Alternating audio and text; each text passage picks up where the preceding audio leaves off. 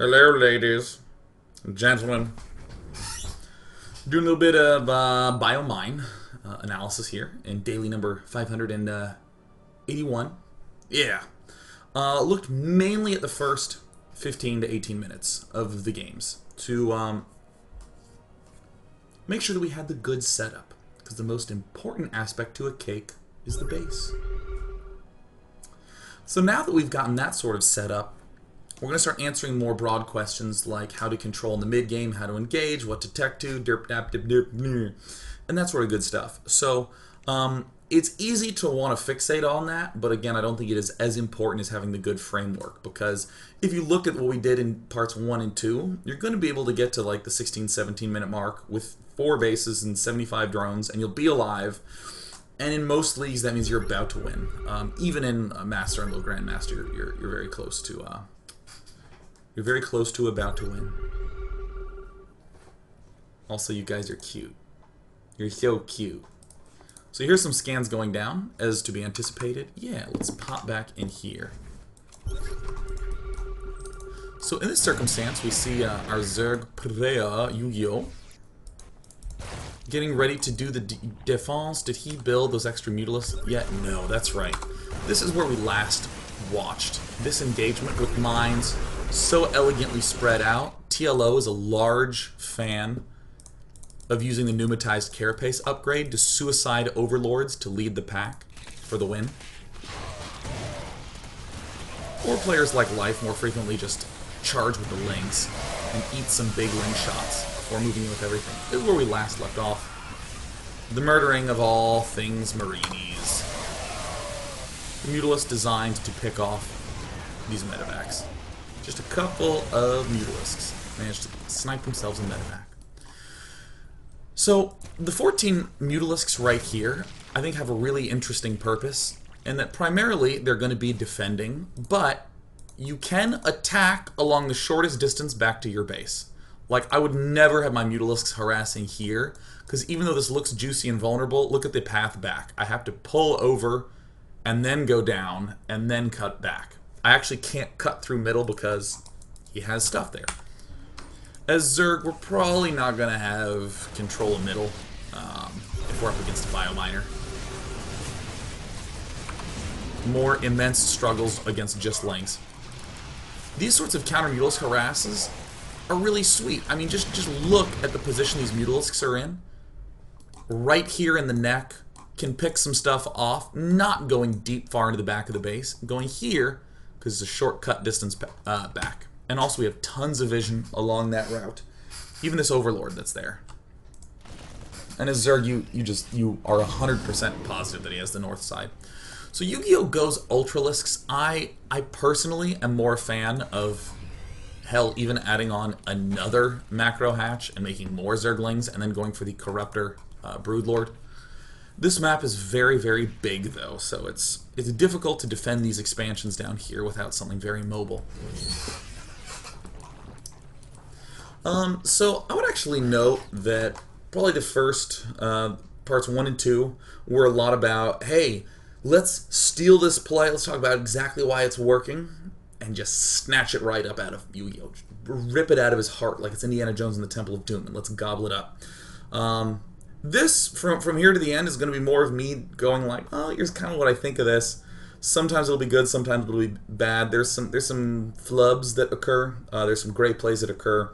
So I want to make sure that you're aware, because I know it's very easy to... Here's something that I think you shouldn't do.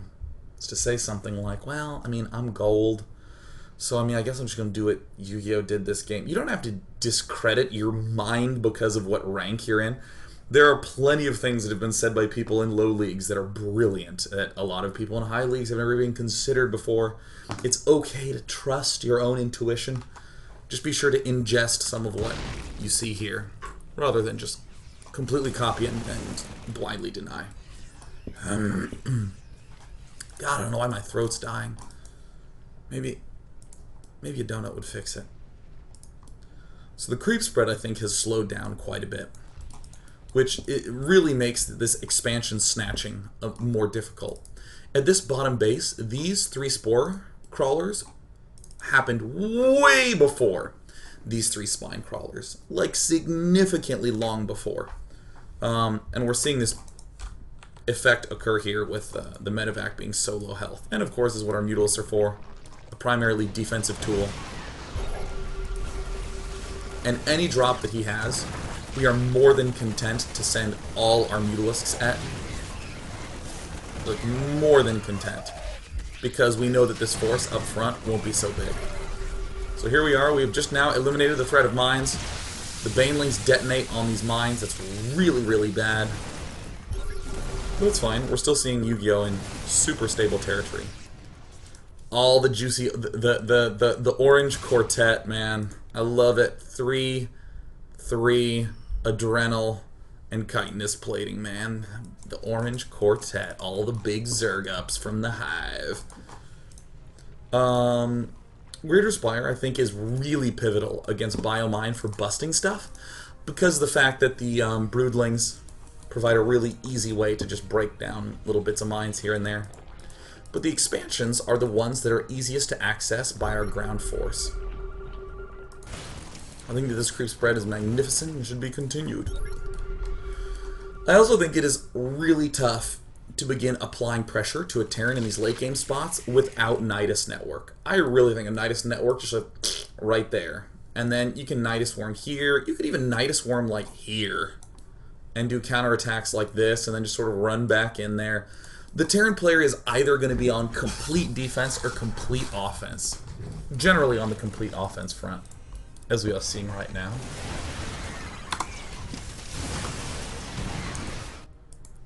The Mutalisks cleaned up a drop, as desired. Doing the, ooh, that patrol just looks really cool. Looks like some sweet raycast, yeah. YuGiOh is refusing to take the engagements until he's on creep. It's fine for him to be defensive. He's not just trying to not die. He's also keeping a valuable expansion alive. A couple more Doronis going down. A couple more Zergelingis. Purely defensive mutas. I actually think that the Speed Overlord upgrade that just finished should go down earlier, just so we can go like Overlord, Overlord, Overlord, Overlord, Overlord, Overlord, Overlord, Overlord. And just spread out dem overlorders.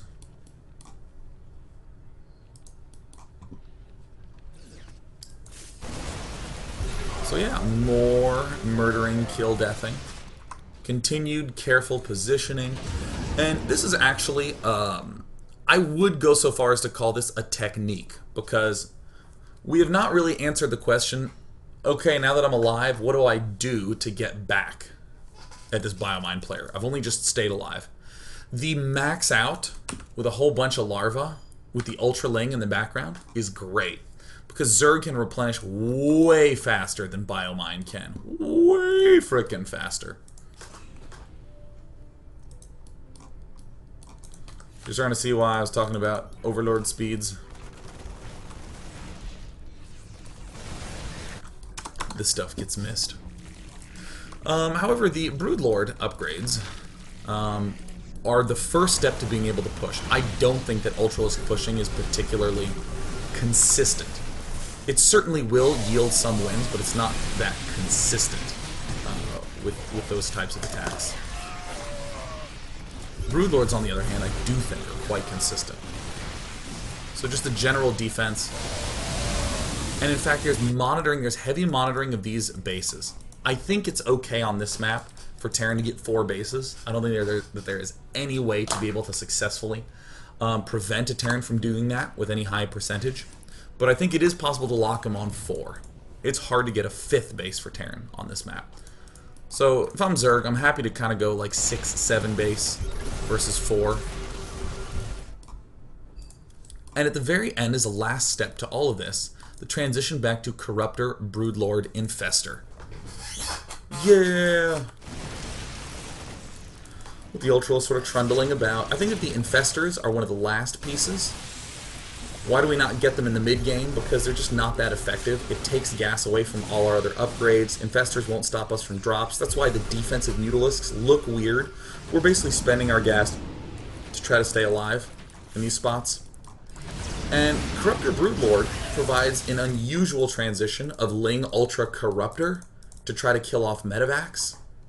before the Broodlord tech actually kicks into gear. So often this is one of the first times that the pushes happen. Not so much with Broodlord Infestor, but with like Ultra Ling Corruptor. Because the medevacs are a tremendous amount of the money spent by a biomining player. The first successful step-offs on creep have been with those corruptors. Defense first, stay alive, stay alive, stay alive. So this just stinks. Just stinker-rose.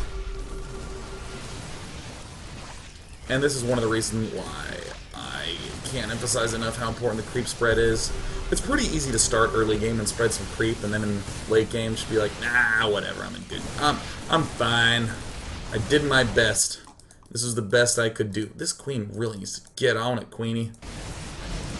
Oh, by the way, is he one of those people? I don't know, it's never occurred to me. I don't know if anyone's ever done this, but this is a way to play. I'm sure he's not hitting 9A, but it's very easy to hit 9P and 0P. So many players will do that. Use that patrol key to send units out for an attack.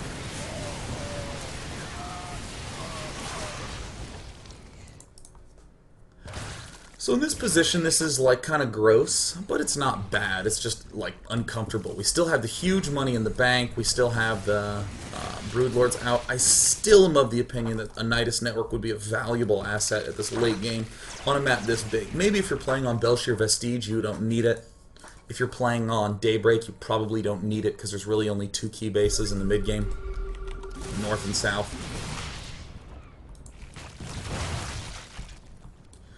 And I kind of like this because in the ultra late game, Zerglings are the thing that we start to eliminate from our final army.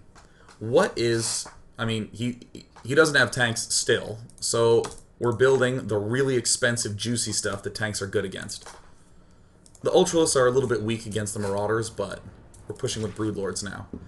Broodlord Infestor, Ultra Baneling. Oh yeah, that's what I'm talking about. That's what I'm talking about. Yeah. I don't know what these guys are doing. They're just like, they're lost. Okay. There's this weird phase that happens not at any real specific time, but will certainly almost always happen. It's when the Terran player starts to build a whole bunch of Ravens. And that is how he deals with those Corruptor Broodlord pushes. This is why I think it is so essential to have a lot of resources in the bank for that Ultra Ling transition. And also I think it's critical to let him not get this base up.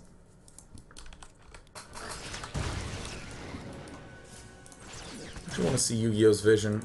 He's starting to respread the creep. That's pretty nice. I'm under attack. So here's the scary time. Oh, awesome. No tanks. Yeah. Alright. Nice. No tanks. Very good for us. Very good for us as Zerg. The closer these attacks are, the more likely I think it is to, or the more profitable it is to, I think, flood with just Ling Ultra. There's kind of some annoying drop pressure from Terran at the bottom side. But like, the more uneven these battles are. Like, if there was the exchange and it was sort of like, oh wow, I think I really crushed him. Flooding Ling Ultra, so good. So good. But that's fine. In a sense, YuGiOh is just reloading the gun to do the same play again.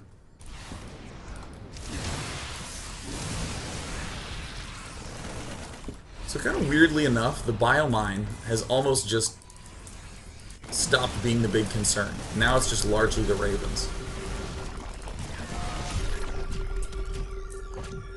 You get poked him in the face.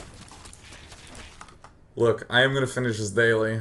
Starting to really lose the voice, lose the focus, but that's fine because you guys are adorable. We're gonna get through this. I think we might just do the no questions today for this particular game. Because I'm tired, man. Just got sleepy. Just didn't want to do class today. Alright, so here's the thing that is at the very least valuable. On any map, no matter what the formation, the key pieces are always spaces between bases. So, for instance, imagine a Terran army who is here. This is really good because if the Terran army is here, this expansion down here has a high probability of being dead. The Terran army is here, this expansion has a virtually 100% probability of being dead, as does this one. So the center of the map is very loosely a space between the left side of Terran and the right side of Terran. So these Ultralisks moving over here, for instance, very difficult for the Terran player to deny that, because Zerg had control of mid. So this huge swell of units, actually, this huge swell of hive tech units that happened sort of around 20-some minutes, this allowed Zerg to get control of the middle. And this is pretty consistent, so on a map like Belshi or Vestige, I'd probably snatch up the middle and try to shut down the left and right bases. Running away, amazingly, actually does work. And look at that, we took down another expansion. How did that happen? Well, we had the spaces between the bases. Aw, yeah. I actually think Nidus Network plopped down in mid, no problem. We can easily get these expansions up. This base is a very straightforward base for us to take because we literally just go like spore, spore, spore, spore. And then we have the center. I mean, hell, if he sends his army there, we just go in and crush him. So I like this, nice and slow. I actually have not watched past the 36-minute mark, and I actually feel like Terran should be completely dead right now. This is why the money in the bank is quite useful, because should things go badly, we just flood Ultra Lane. Oh, everything's being checked. Yeah. Wait, how does Zerg not win? This game is actually an hour and 18 minutes long, and I have no idea how the Zerg just doesn't immediately win right here. Does he get sloppy with his drop defense? There's actually nothing wrong with, in these ultra late game situations, of just having like 6 Mutalisks floating off to the side, or like a Corruptor or something like that. Zerglings need to be phased out or phased into banelings. How does this happen? What's happening? Alright, I'm speeding it up, man. Let's X8 this. See, the way Zerg's playing, I love right now. He's essentially locking him out of a 5th. Keeping him on 4th. And I know some of you would just be devastated if you were locked out of a 5th. This I'm not the fan of. Ooh, if this game goes longer, yeah, 19 Ultralisks. Or 19 Infestors. I don't mean Infestors really kind of stack in utility. I actually think Baneling Ultra is probably going to be more important here. This is a big error. This, I think, is just terrible. Terrible for 2 reasons. For one, our primary army is not close to these expansions. And in fact, the path to these expansions in the middle has been completely abandoned. Furthermore, we are closer to our irrelevant bases, our ones without money, and we don't need to kill this base. We just need... This is the base we need to kill. In the late game, it's often better to just let him have the expansion, if it's almost mined out, and to just lock him out of the upcoming ones. Oh my god. Oh my god, what the... What the thought? What in the thought was that? What the thought? Oh! So this genuinely mystifies me, because Terran should be effectively broke. Yes, I'm still baffled. Like, God, this is just not... You're just not going to do that much with this. Yeah, this very clearly needs to go back into... I mean, if I were Zerg, I'd probably go pure Zerg with this amount of Infestors. Like, there's no need anymore to... I mean, I want to get the value, man. What is this infest? Oh, this is... Oh, God. Oh, God. I can't believe he's done this. Pure Zergling Corruptor would not morph those into Broodlords. If my life depended on it, I would not morph them into Broodlords.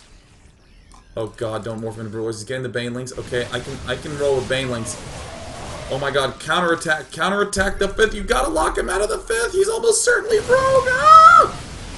Oh no, oh my gosh. Alright, cool, he's engaging. He needs to do the team fall back. It needs to be the 5v5 Counter-Strike teams type thing for team fall back.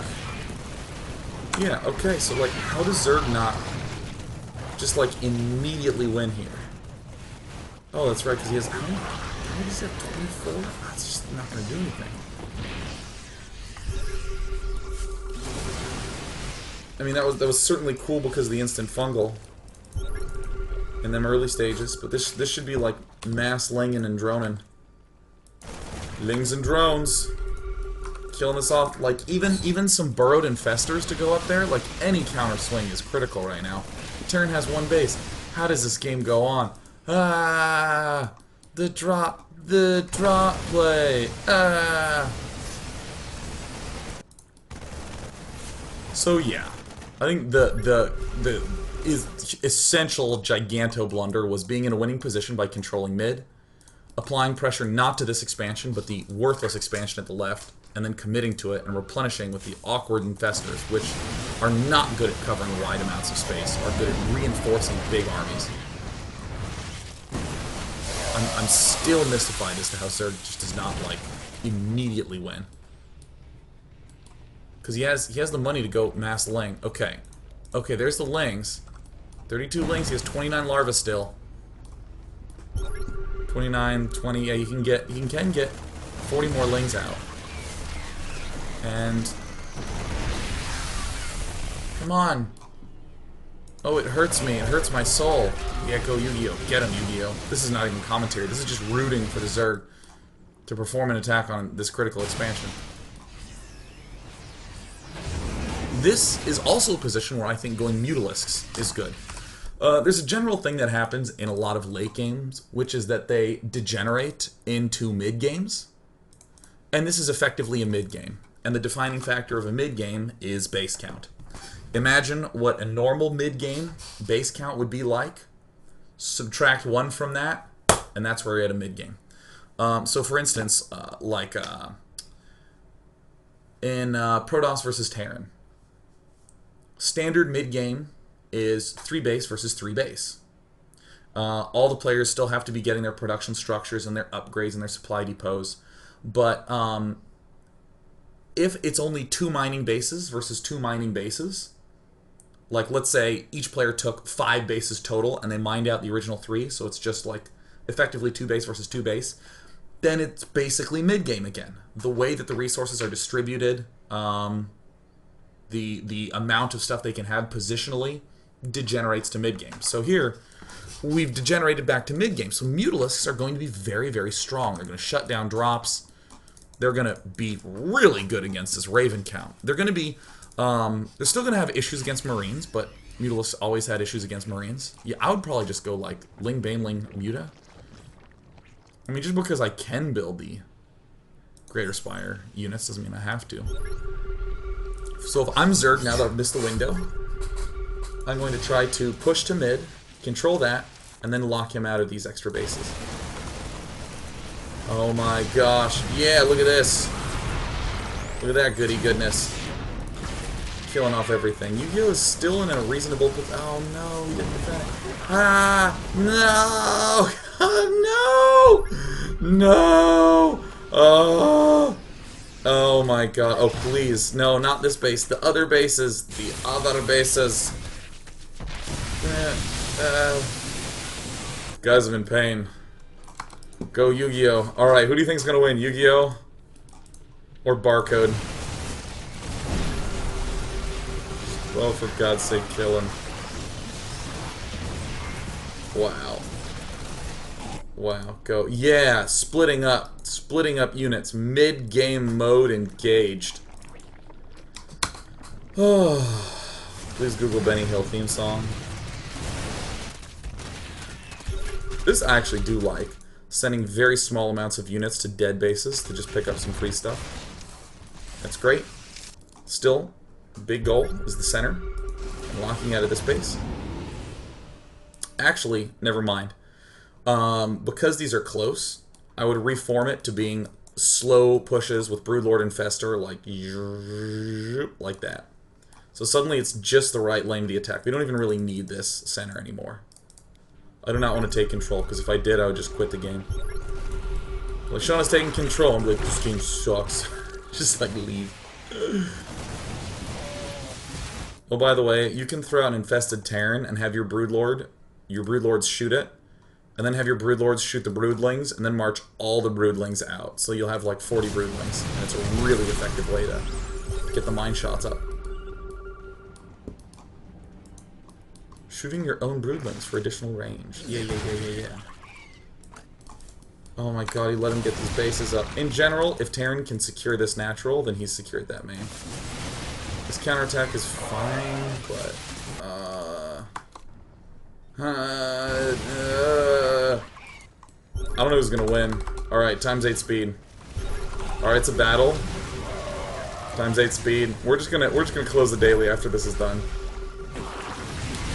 Because I think you've heard me say when the big critical error happened, and now the fact that we're going a little bit too Broodlord crazy is only fine now that this expansion is down. But other than that, like, why are we going this way? Don't go this way! No, our expansions, the key part on the map for us is open! Oh my god! Oh my god, why did you know? Oh! Okay, do you see why it's so important to protect our bases with the positioning of our slow units? The Broodlords showed up late. Shoot the mines. Okay, now there's no way YuGiOh can't just attack now and basically. Oh god, he's getting more corruptors. Oh. I guess he is low on corruptors. Never mind. That's fine. That's great. That's good. Okay. Okay.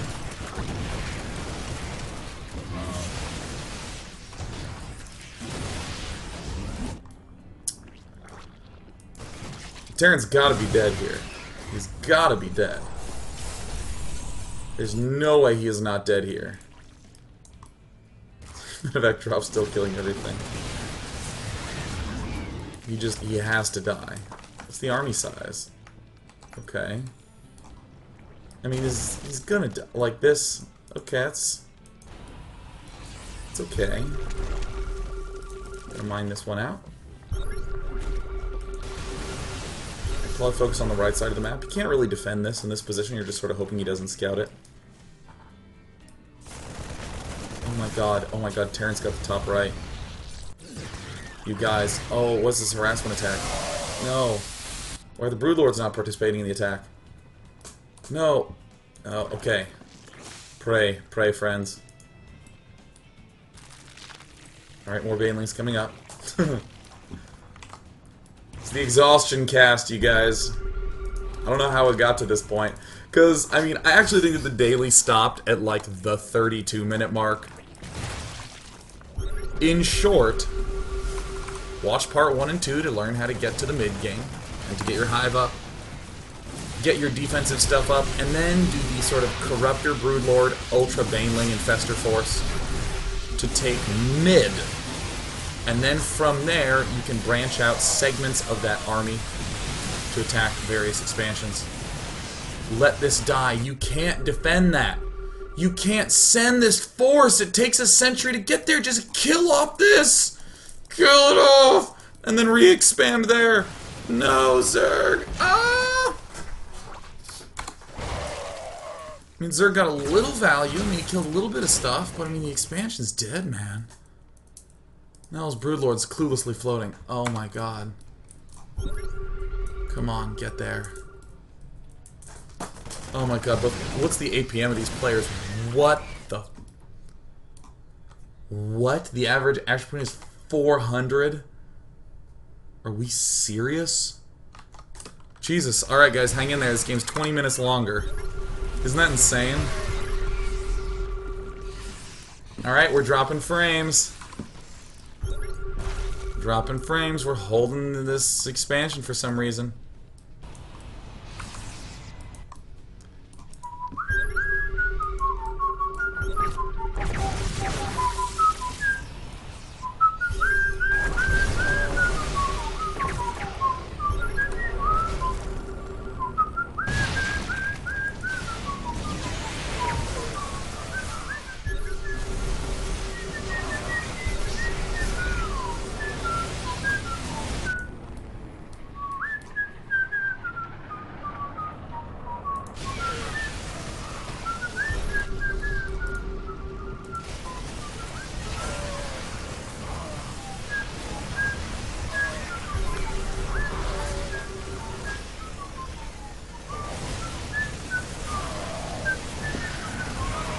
I actually still have no clue who's gonna win.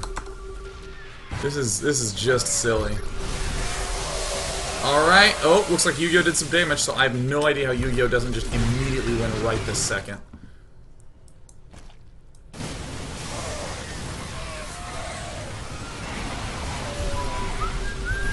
Like, my mouth is tired from whistling that song. That's how needlessly long this game is going. Well, it looks like there's a conflict of interest. This is musical chairs for one. Dum dum da da da da dum dum da da dum da da da. Don't keep going, broodlords, when you're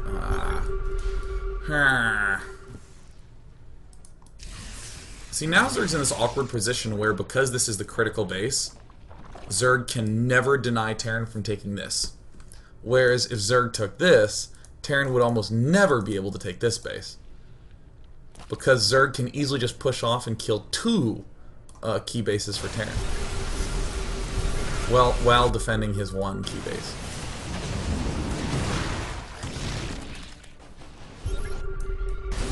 No, you're kidding me. No way. Is this real? I still have no idea who's gonna win. And this game, I'm just... Come on. We will finish this game. It's just gonna X4 it all the way through. I thought this game was a great instance of, like, the early and mid stage. Oh, God. Can't believe he's done this. See, look, now Terran has this base, and there's really not that much that Zerg can do to shut this down. Without completely abandoning this left base. Look at the Broodlord Infestor just standing in the middle like a big dummy.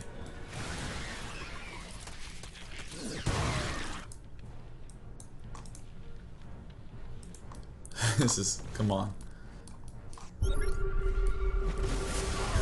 My sinuses hurt. Literally. Oh my god. Oh my god. He's pushing. He is pushing, and notice once again that an attack on the right side means that this left base is completely and totally vulnerable to even small, minute attacks.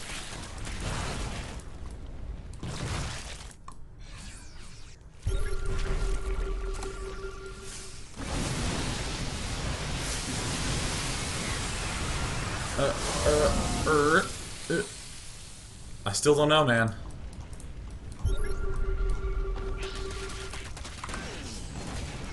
I think the Terrans played pretty heroically.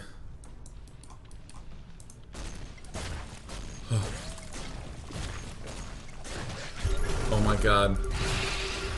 Oh my god, I actually don't know. I don't know.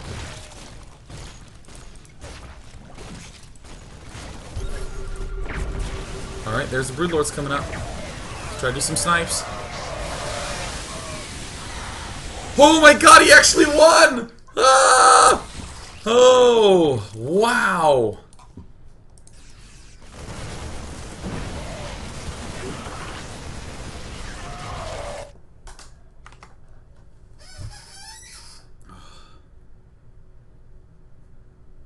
That was grueling. That was an ordeal. In the Units Lost tab, all was lost. Wow.